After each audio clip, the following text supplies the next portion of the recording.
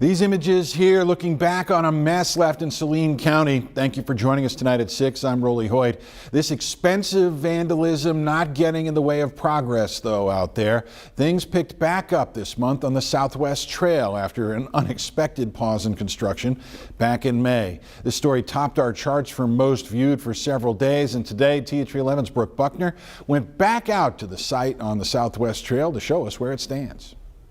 I think the final number was around $680,000. That's the cost of damage done to this area back in May. Chris Meyer with James A. Rogers Excavating says he was shocked to learn their equipment was scattered in a creek on Memorial Day weekend. What was going through your mind when you got that phone call and heard that news? You've got to be kidding me. It was heartbreaking. It was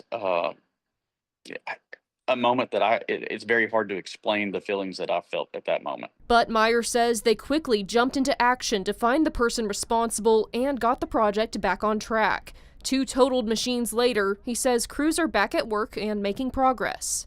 We were down for about 2.5 to 3 weeks, but we started back up last week. Saline County Judge Matt Brumley says it just goes to show how resilient they are. But we're in the good months for construction, and these folks are just working to be ahead of schedule and under budget, and that's good news for everybody. Community members were even willing to donate their money to go towards a reward to find the person responsible, but it turns out they didn't even have to. There wasn't a tip that aided in the investigation. It was good detective work by the Saline County Sheriff's Office. We actually ended up raising almost $82,000. We did not take a dollar. We did not have to pay anybody, people's hard work and money. On May 29th, law enforcement arrested Clint Guthrie, a former employee of the construction company. When somebody comes out and tears down something meant for good, somebody's got to be held accountable. Brooke Buckner, THV 11 News. And Brumley says crews are now on the back half of the construction portion of the project.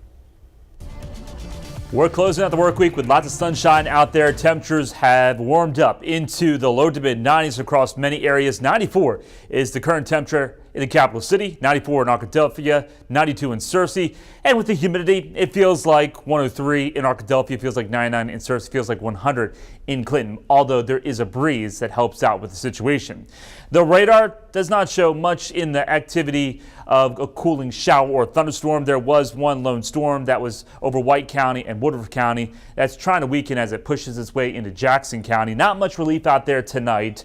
Awful sleeping weather if you're going to be camping. Temperatures only dropping down into the low to mid 70s. And to kick off the weekend, temperatures warm right back up into the low to mid 90s throughout the region. Notice the cooler air, though, into northwest Arkansas. That's associated with more clouds and the chance of scattered showers and storms. We do have the chance of scattered showers and storms here in central Arkansas, not only for Saturday, but also Sunday. More on that forecast coming up.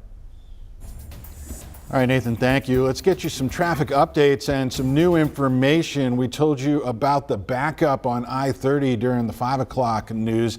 This is the shot over Congo Road in Saline County. Still slow going through there after a crash that required an airlift off the highway about a half hour ago. The road is open, but a new trouble spot has popped up north of the city. This is a live look on RDOT cameras at I-40 north of Mayflower. The mile marker is 132. You can clearly see there is some sort of incident behind those trees that has traffic completely stopped northwestbound on I-40. We'll keep an eye on this one and give you updates when we learn more. There's a new push underway to crack down on illegal cell phone use inside prisons. The topic taking center stage at a conference of prison operators this morning in Little Rock. Lawmakers and corrections officials say inmates are using contraband phones to commit crimes, from drug deals to organizing hits, all from behind bars. Supporters of the legislation say the technology now exists, though, to jam signals inside prison walls without disrupting nearby communities. All these different hate groups are included in those, gangster disciples, Bloods, Crips, you name it. These are the worst of the worst. They are assigning hits, dealing drugs, doing all the stuff they were doing on the outside, doing it on the inside.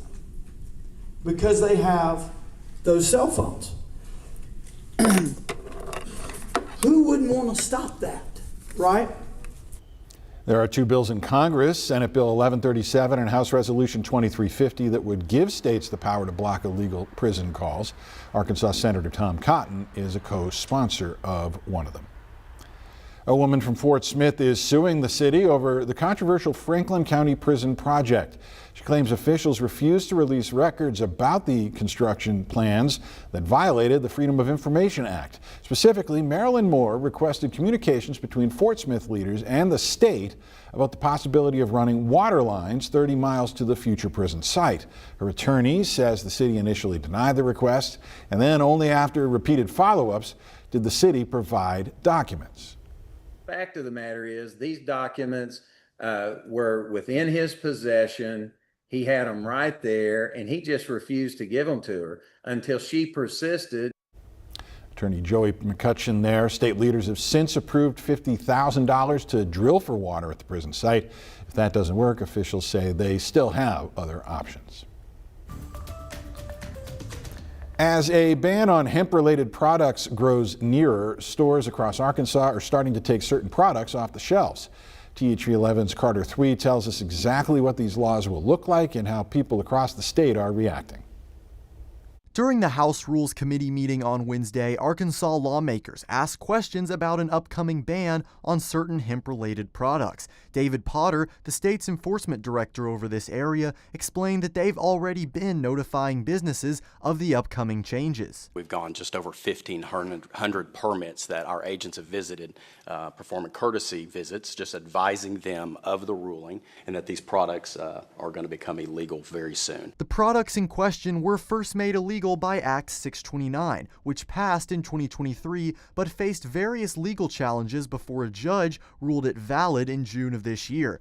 Erica Gomez at Healing Hemp in Little Rock tells me it won't affect the majority of their products, just certain substances that are often man-made. We don't think this act is trying to strike down CBD sales altogether. It's more after the Delta THC. CBD meaning cannabidiol, a substance that comes from hemp but doesn't get you high and is often used for medical purposes. However, the Delta 8 and 9 variation are sometimes considered dangerous for their intoxicating effects and are what's targeted in this law, something Caleb Smith of the Arkansas Hemp Trade Association tells me he disagrees with. For the state government to come back and say, hey, no, you're criminals, it's kind of a slap in the face to most of us. Because we're not out here doing this for nefarious reasons. We're out here helping people. Gomez says Healing Hemp's products, for the most part, don't have these Delta varieties, making them safe from the upcoming law. But she and Smith agree. Act 629 is a little vague, and they wish the 25-page law wasn't set to alter their industry. I have seen some panic buying, and I've seen a lot of questions centered around this bill. As long as you're buying from a reputable, trusted brand, it's not a dangerous, nefarious product. In Little Rock, Carter Thwee, THV 11 News. Carter, thank you. Like other cannabis products, the FDA does not approve Delta 8 products and doesn't recommend their use for children. And while the federal judge has ruled, the state is waiting for the official paperwork, the mandate, to come out to have the ruling take effect.